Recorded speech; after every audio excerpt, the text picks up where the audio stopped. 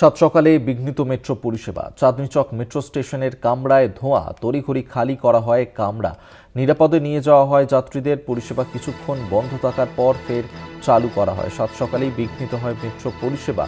চাঁদনী চক metro স্টেশনে সেখানে কামরার মধ্যে হঠাৎ করেই ধোঁয়া দেখতে পাওয়া যায় এবং তড়িঘড়ি যাত্রীদেরকে সেখান থেকে বের করে নিয়ে আসা হয়। যাত্রীরা তারা নিরাপদে রয়েছেন এবং সাত সকালে বিঘ্নিত হয়েছে ট্রাম পরিষেবা, যেখানে চাঁদনী চক মেট্রো স্টেশনে এই ঘটনা ঘটেছে। পরিষেবা কিছুক্ষণ বন্ধ থাকার পর যদিও ফের চালু করা হয় এই মেট্রো পরিষেবা।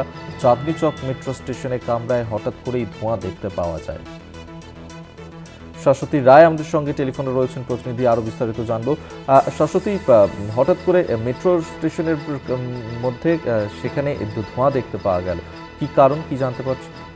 দেখো, মেট্রো স্টেশনে নয়, মেট্রো রেকের থেকে হঠাৎ করেই ধোঁয়া নির্গত হতে দেখা যায় চাঁদনী চকে।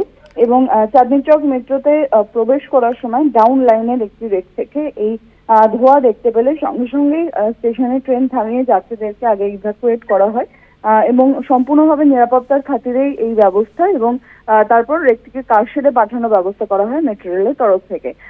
সকাল 8টা 10 নাগাদ এই ঘটনাটি ঘটে চাঁদনী চকে এবং তারপর প্রায় 10 থেকে 15 মিনিটের জন্য পরিষেবা বিঘ্নিত হয় ডাউন লাইনের ক্ষেত্রে।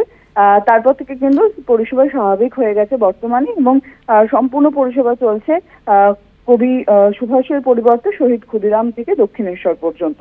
তবে যাত্রীদের মধ্যে আতঙ্ক ছড়ায় এবং একেবারে অফিস টাইমে এই ধরনের ঘটনার ফলে কিন্তু যাত্রী ক্ষোভও উঠে আসে মেট্রো পরিষেবার থেকে।